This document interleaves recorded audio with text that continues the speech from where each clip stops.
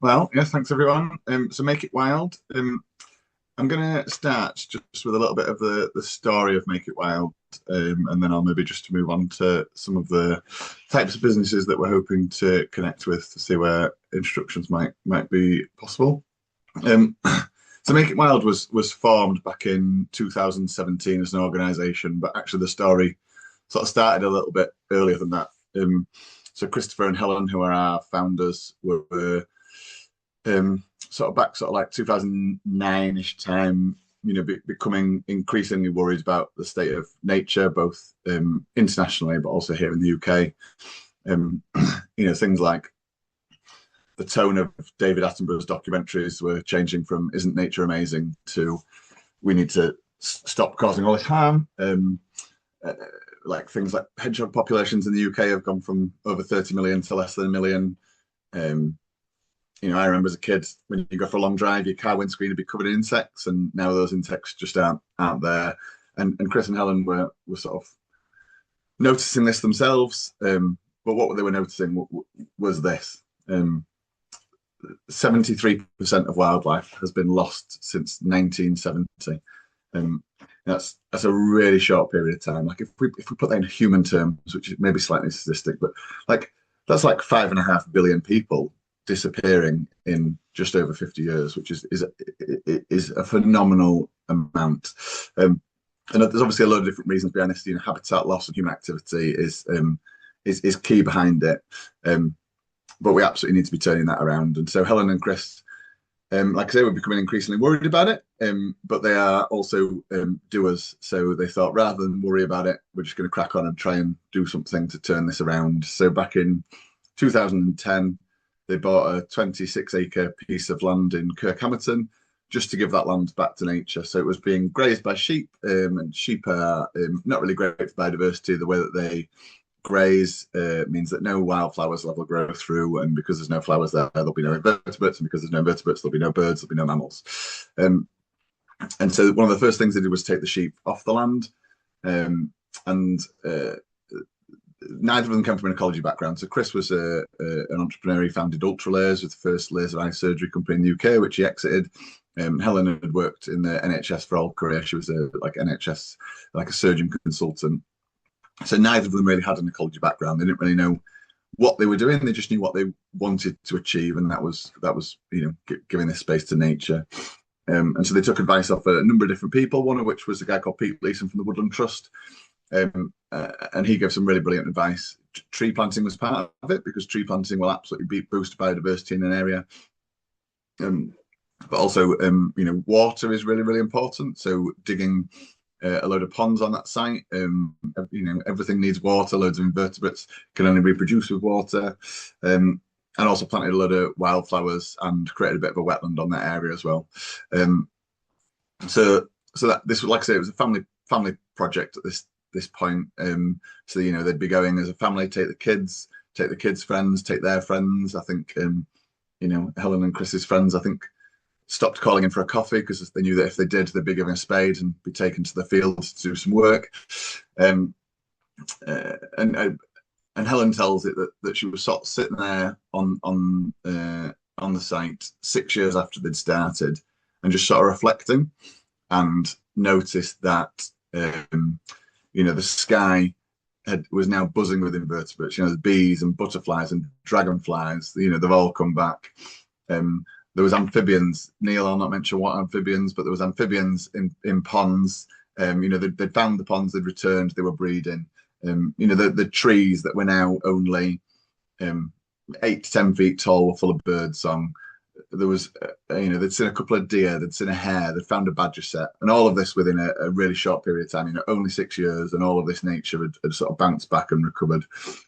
And this is the site when we got it. So this is back in 2022, and you can see little shadows here. So these would be the sheep that were grazing the field and keeping the grass all very neat and making sure that nothing could grow there. And you can see as well, actually, there's the River Nid running around. So this is upstream of York. Yeah, some of the work that we're doing will help some of the water retention. So we're also saving York at the same time. this is it a little bit later, so 2013. So we planted these trees in 2010, 11. So they're still quite young at this point. And then fast forward a bit further, and you can see what an absolutely massive transformation that's been. We've left some clearings, and you can see some of the ponds in the clearings. But this wood, it's only at that point like an eight-year-old woodland, and already is providing so much valuable habitat for wildlife in the area. This is what it looked like early on as well. So these are all red campions. So again, I said we planted wildflowers. So while the trees are still forming, really important pollinators. Lots of different, very pretty meadow scenes that we had going on. These are the sort of things that if they appeared in your gardens, you might think they were weeds, but they are actually wildflowers. So if you've got a little corner in your garden that you can let a few rogue plants grow, that all helps for our pollinators. And what they didn't realize at the time when they heard all this bird song is that actually there was a load of nests. So when they got to autumn and all the leaves fell, they found that, loads of bird nests within the site at Sylvan. And so it was that point that sort of Helen sort of turned to Chris and said, this has worked. Can we do more of this? And Chris, being sort of, I guess entrepreneurial minded, realised that just donating their personal wealth on its own wasn't going to be a good long-term strategy.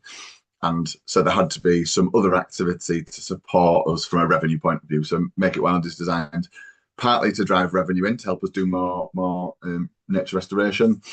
But also Chris and Helen won't be here forever. So whilst they're really passionate and really involved now, they're both in their 60s, and at some point they won't be here. And so Make It Wild is also the vehicle to protect all of the nature reserves that we've created, taking them into the future. So yeah, as we say, it's not our aim to protect nature. It's the whole reason it exists. It's our purpose as an organisation.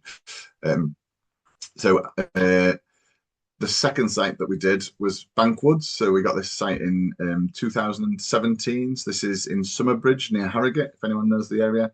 So this is 111 acres, so a bit bigger than the first site. You can see we've got some ancient woodlands of the established woods that exist there, as well as the new plantings that we've done to sort of connect to those ancient woodlands together. Ancient woodlands are a really, really valuable habitat. It's not just about the fact that there's some old trees there, although that is a big part of it, but also it's like what exists within the soil, the plants that are in there, the soil structure itself. It's all such like it's one of the most biodiverse areas that we have in the UK.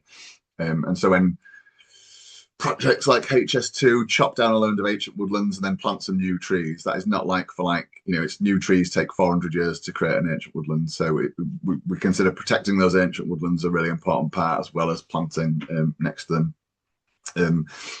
Bankwoods is also, we've got some belted Galloway cattle there, so sort of trying to recreate the ecosystems that would have existed before humans started messing with it too much. So there's a small herd of belted Galloway, 13 cattle that have got a 60-acre area that they just roam around. Where I mentioned sheep are bad for biodiversity because they're non-native species. Sheep we imported from the Middle East. There's always been sort of like large herbivores like cattle and horses and stuff in the UK.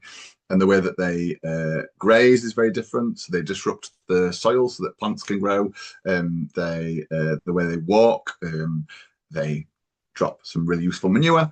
And so the site Bankwoods, we've had a botanist survey which found over 70 species of wildflowers. So we've been awarded SINC status, Site of Importance for Nature Conservation, and also had some fungi surveys done. So not everyone gets excited about mushrooms, but we do. And the range of species and the amount of fungi that was found, and the species that were found were like as rare as a snow leopard. And so this site now has been deemed of like international importance, so like a triple SI site. So we're really proud of that, and it shows that sort of the work that we're doing is working. This is the site next door, so just trying to give a bit more of like the scale of the planting. So this was nearly 17,000 trees on this one, much more established now. This is a photo when it first went in. If you go in it now, we've started removing some of the tree tubes off some of the more established trees on this one now. And here's just a few of the residents that come and visit us. Got little roe deer, got hare, great spotted woodpecker. got a nuthatch, tree keeper, and then loads of baby birds because we've got loads of bird boxes. So I mentioned about ancient woodlands being an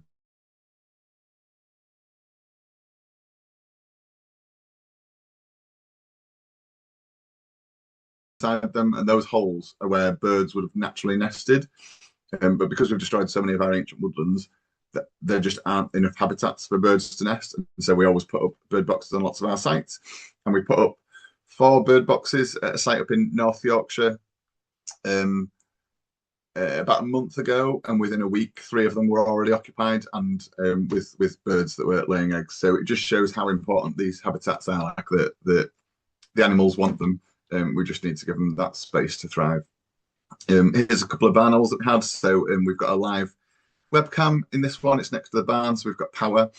And when the barn owls were laying eggs and we had baby barn owls, Chris and Helen, our founders, were like teenagers. We couldn't get them to put their phones down. Every 10 seconds, they'd be back on their phones. Like, Chris, Helen, put your phones down. We're in the middle of a conversation. But it was really nice watching them lay the eggs, see the babies, which were really cute, see the teenagers, which looked like a really low budget horror movie monster, to then turn into the beautiful adults and fledge on. Got Tawny Owl there. This box wasn't for a mandarin duck. I think that was a raptor perch, but unfortunately sometimes the animals don't know which boxes they're supposed to go in, so we got a mandarin duck in that one. So just very quickly, that's sort of make it wild at a glance. You know, like I say, we started in 2010, bought our second site in 2017. We're now up at 19 nature reserves that we've created here in the UK. So mostly in North Yorkshire, but we've gone into South Yorkshire. We've gone over into Greater Manchester. We're down in the Peak District. We're down in Norfolk. We're up in Aberdeenshire. We're over in Lincolnshire. And the plan is to keep spreading out and growing. The big vision is sort of to have a nature, make it wild nature reserve in every county. So some of those are sites that we own. Some of those are sites that are in conjunction with landowners. So we are really keen to speak with landowners who might have some land that isn't necessarily like productive agricultural land, who might be open to doing some tree planting or nature restoration work, and we can help them earn an income from doing something positive with that land. So they would be really interesting introductions for us. And I thought I'd just give a couple of quick case studies of the type of businesses that we're working with and the sort of stuff we're doing with them. So Holston Marketing are a small marketing company based in Leeds, Georgia Holston, if anyone knows her. So they started by bringing the team along, so like a team day out to come for a guided tour around one of our rewilding projects. So we just took them around, shared some of the stuff that we were doing. So that was at Bankwoods, where we've got a barn. So had a cup of coffee beforehand, a bit of a talk, then went for a wander around. The feedback was that the team found it really engaging, and then they went to a local pub to the end of their team day out. So still managed to involve a few drinks as their team day, but also did something outside in nature first. The biggest part of where we sit within Holston Marketing is they plant a tree for every new customer that they bring on board. So that's part of their sales pitch to their customers. They'll say, right, if you start working with Holston Marketing, we'll plant a tree with your name on it effectively. And so every quarter they summarize how many new clients they've brought on. We allocate those number of trees to them, and then they get a certificate that shows their trees. They can get all the marketing. They're using it on their social media as part of their marketing. They even use it as part of their recruitment to show that they're, potential new employees, that they are a company that cares about the environment. Arthrex, so they're a slightly larger they produce medical equipment in Sheffield. They are actually US owned. And the reason that they work with Make It Wild is they're effectively trying to mitigate their carbon emissions, so carbon offsetting, because they're a large company, because they work with the NHS. The NHS has really like strict tender process around sustainability now. They're looking at you have to have a carbon reduction plan. If you don't have a carbon reduction plan, you won't ever get anywhere near the door with the NHS. And that's even affecting people further down within supply chains and stuff as well. And it's interesting that they care about sustainability, even though they're US owned, despite what Mr. Trump might be saying. They also brought the team along for a team day, so they did a bit of a tree planting day. And because they're in the NHS, they also asked for a talk about the benefit of nature for our health. So there's thousands and thousands of studies about how good. I think most people know intuitively that spending time outside in nature is good for us. But like, I'll share this most crazy study because I think it's absolutely mental. If you have an operation and you're within in a hospital bed recovering from your operation, if you can see a tree out of your window versus not being able to see a tree out of your window, not only will you recover more quickly from your operation, you will feel less pain as a result of your operation, and there'll be less chances of complications occurring as a result of the operation. And that's just from being able to see a tree out of a window. Like, and they found this out in the 80s, and people went, well, that's a load of rubbish. We need to prove that wrong. And the more the times they've tried to prove it wrong, the more it proves that just looking at a tree out of a window is having an effect on our physical body, which I think is mental. The final one I'll just touch on is Mills and Reeve. So they're a nationwide law firm. They see Make It Wild as a really key part of their ESG strategy. They've brought the team out a few times. So they've dug ponds, they've planted trees with us. They were actually on site on Wednesday doing some invasive species management. And because they've sponsored a beehive, the beekeeper came along, brought some beekeeping suits, and the team all got to put on beekeeping suits and go and play with the bees. So that was the day, and then managed to harvest some honey, and they had some real the freshest honey you could get straight out of the hive with their lunch. So they got some really lovely feedback from that day. They've used it in a few different ways as well. So they've brought their clients to some of those days. They're using it as like a client entertaining thing. They brought some of their referral partners along. So they brought like an accounting firm when they were trying to get a bit closer to an accounting firm. So they were sort of like networking on site, and they've used it as like team days as well. They attribute the partnership with Make It Wild to many of the awards that they've won, and sort of they'll use sort of the work that they're doing with us in all of their marketing and tenders and stuff like that. So that's, I wouldn't say that's necessarily an exclusive list of everything that we're doing, but the businesses that we're looking to work with really are businesses that want to try and demonstrate that they're trying to do the right thing from an environmental point of view. Often it's like service-based businesses are often a lot of what we get. So like professional services or like marketing agencies or people who are based in offices where they're sat in front of computers and they're traveling because there's only so much they can do to like mitigate their carbon emissions because they're going to keep going to the office and they're going to keep traveling. So they'll often be investing with us to offset their carbon footprint. So I think that is probably a whistle stop to it without going on too long. But any questions?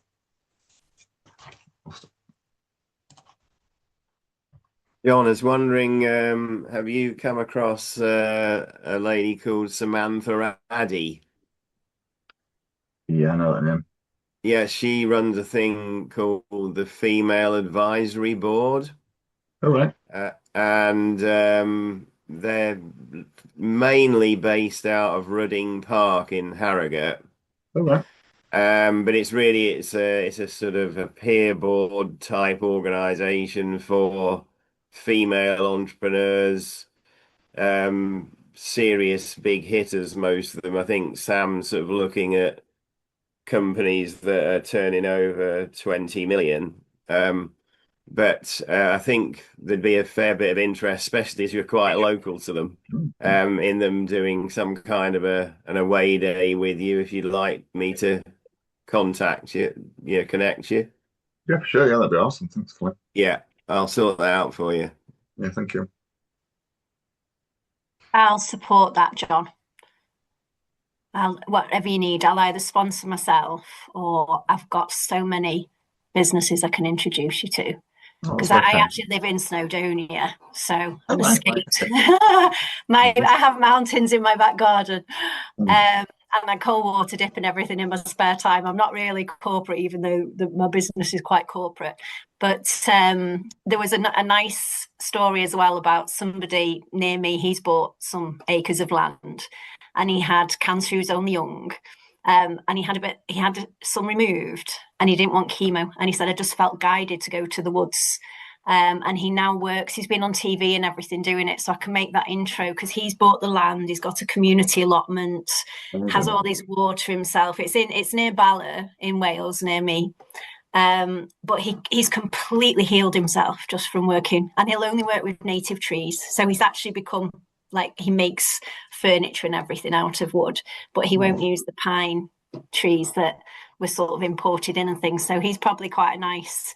He's off grid a lot. He's hard to get hold of, but I donate my trees to him. So if I can get trees, I sort of I've put apple trees and plum trees and stuff in the community allotment because he'll nurture them a bit more than I will because he knows what he's doing. But I love the project. I love the logo. I love the concept. So anything I can do to help, we'll have to have a one-to-one. For sure. And if I probably didn't mention it, but like we do regular site tours and stuff. So if you are over Yorkshire way, you're very welcome. Definitely. I'll definitely come up because I was born in Manchester, so it is my neck of the woods. I'm up there I've got friends and everything up there. But I just love it all. I think it's amazing. Thanks for that. Thank you. Any more questions? I'm just interested, Neil, on your thoughts because it's quite a nice little marketing angle that, and just looks quite good for a company's profile. Yeah, absolutely. I think it's a great project. I mean, John and I have spoken before, and yeah, I've sat there when you were showing what some of the companies do in terms of planting a tree every time they get a new client. I was thinking, why am I not doing that? Absolutely. I think it's the sort of thing that I should be talking to my clients about. Totally.